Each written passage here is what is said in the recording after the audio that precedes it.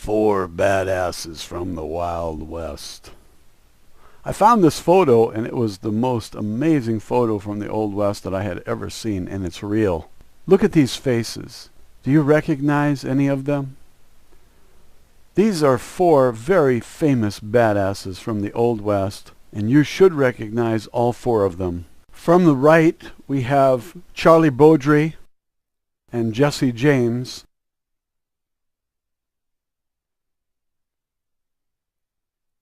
Doc Holliday, and on the far left, this guy. Do you recognize him?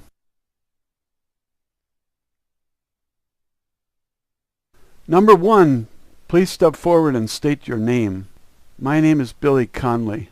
It says here that your name is Billy Coyle, and that you're also called Billy Donovan and Billy Bonney. Is that true? Yes? Were you born in New York? Yes? Then your real name is Billy McCarthy, isn't it? Yes? Are you Billy the Kid? Yes. Billy, how many men have you killed? 11? Then why do people say you killed 21 men before your 21st birthday? Ah, that's Hollywood. They sensationalize in order to sell movies. Okay, Billy, step back in line with the others. In order to know who Billy the Kid really was, I'm going to take you back to August 12, 1881, to a newspaper article about Billy the Kid and read what they said about him. I think you'll find this fascinating. The newspaper is the Lancaster Intelligence from Lancaster, Pennsylvania, and I researched it using the Library of Congress, but it's not easy to navigate. Once you figure it out, you can research any cowboy, any outlaw, any newsworthy event for your own reading pleasure, or bring it here to YouTube to put out for consumption, because many would like to know the truth, but they're incapable of doing research. So they come here talking about the Hollywood movie, and that's fiction. This is the real deal. Until yesterday, I was incapable of doing Library of Congress searches like this. If you're interested, let me know, and maybe I'll do a video on how to do it. In the meantime, I'll show you some pictures, very quickly, of the pathways that I took. And if you want to try it, go ahead. I stumbled onto the entrance of this universe of newspaper articles from way back, and I want to bring you the fruit that was low-hanging on the tree of knowledge. I know I'm not supposed to pick the fruit from the tree of knowledge, but I'm not that religious. And this shit is so fantastic. Wait until you hear this. You're gonna tell the church to shove it. I pronounced this wrong. It's actually the Lancaster Intelligencer. I guess reading their newspaper makes you more intelligent. You read the newspapers today, it makes you stupid. It's all propaganda.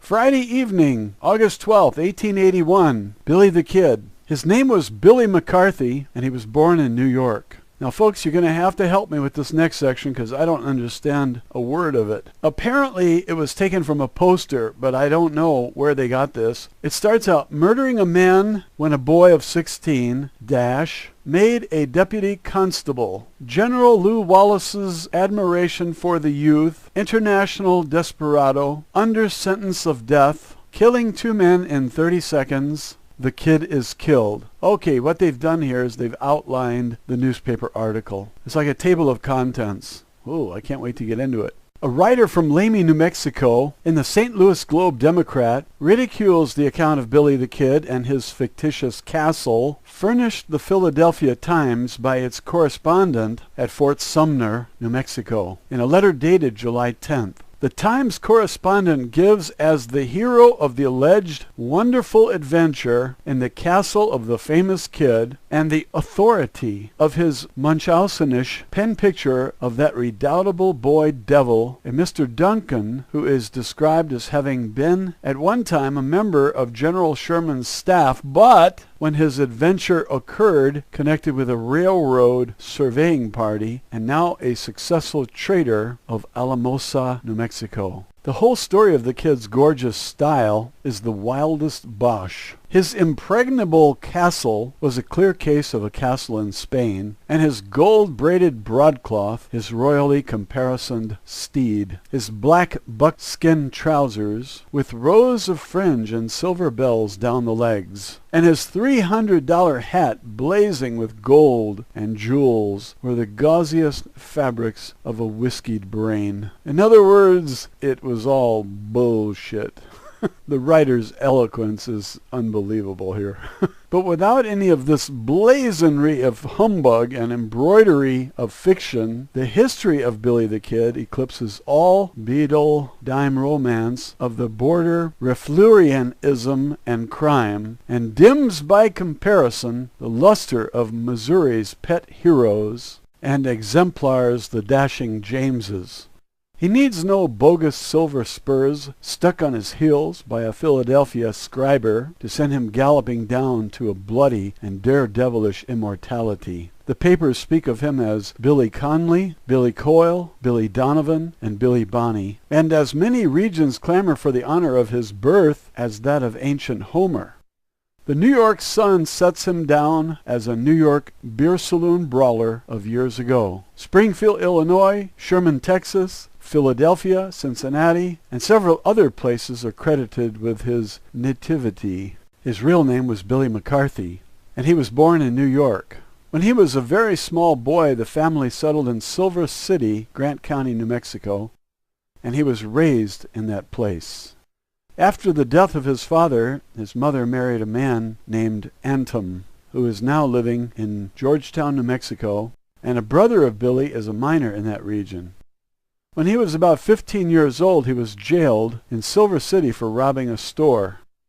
Being very small for his age, some ladies took pity on him and assisted him to escape, which he did by crawling up the chimney of the jail. His feminine sympathizers then furnished him with clothes and money, and he skipped over into Arizona. I'm pretty sure that meant Arizona Territory. Here, when he was 16 or 17 years old, he killed his first man in the most deliberate, cold-blooded style. Pursuit was hot, and he fled back to New Mexico and took refuge among the cowboys of Lincoln County, just about the time that the Lincoln County War broke out. This war, according to Marion Turner, who was a conspicuous figure in it, originated in the determination of old John Chisholm and his partner Alexander McSwain to establish a monopoly in the stock grazing business. Oh boy, this all sounds familiar. And make themselves what they claimed to be the cattle kings of the Pecos Valley. They drove 80,000 head of cattle. The herds of the smaller ranchers were swept away with the rolling avalanche of hoofs and horns. The losers attempted to reclaim their animals. Collisions between the herders were of constant occurrence. Well, now, doesn't this all sound familiar, like what we have today? The firm of Murphy, Dolan and Company headed the ranchmen, and the herders opposed to Chisholm and McSwain. Both sides enlisted all the strength and influence they could.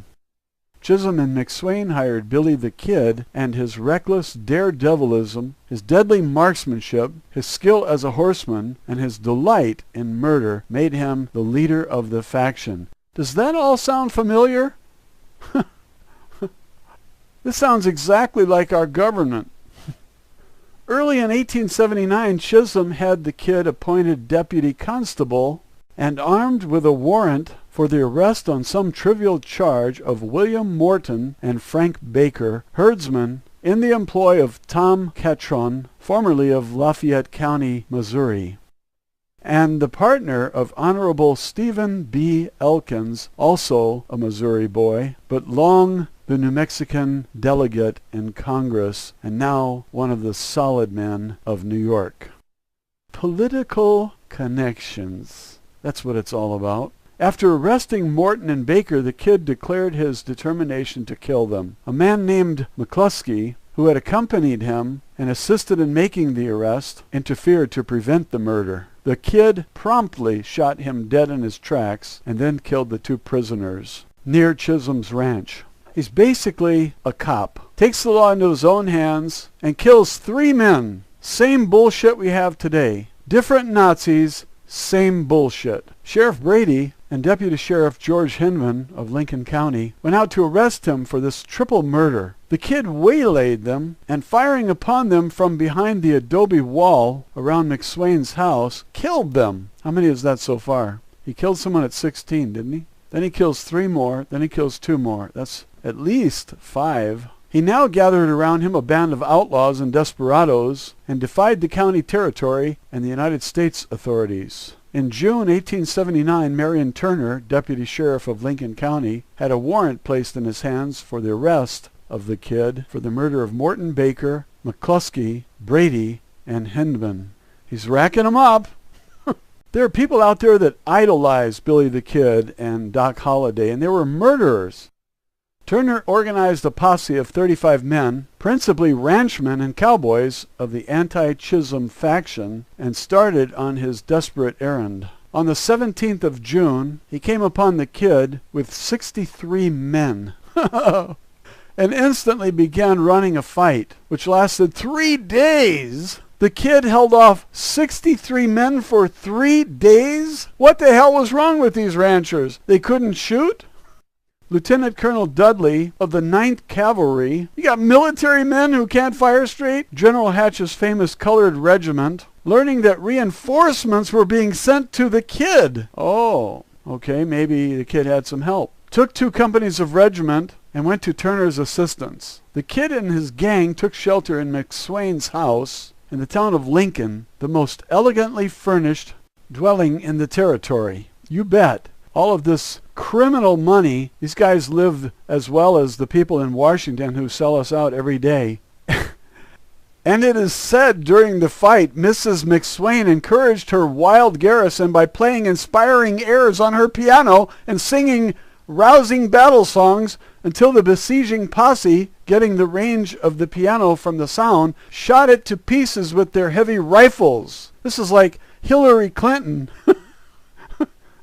This reminds me of Hillary Clinton. I hope Hillary Clinton plays the part in the movie. On the 3rd day of the skirmish, Turner had the house fired by throwing buckets of blazing coal oil on it and over it, and about dusk the desperados made a rush to escape to their horses. A desperate hand-to-hand fight ensued in which 12 of the kid's men and 2 of Turner's posse were killed. Hey, hey!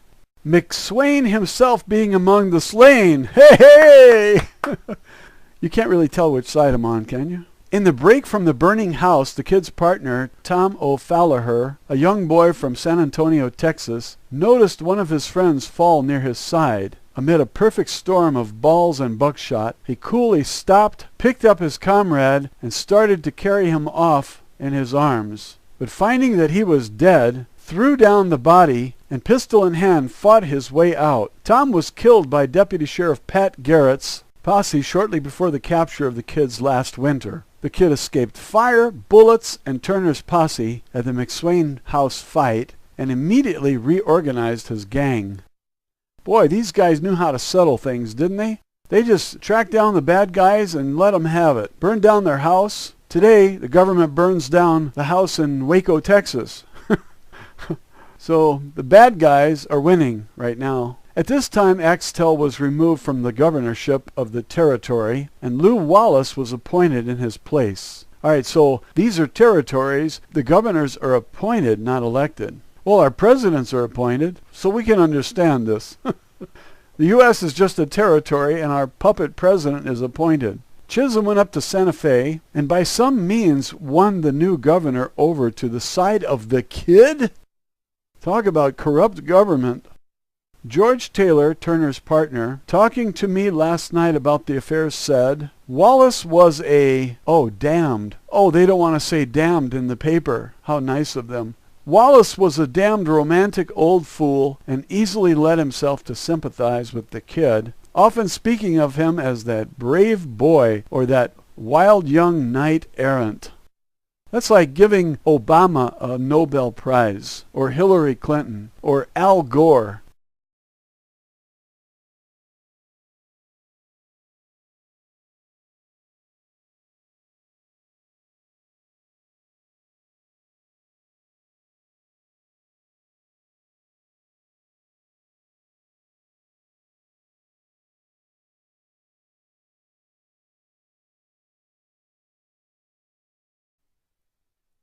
Doc Holliday, and on the far left, this guy. Do you recognize him?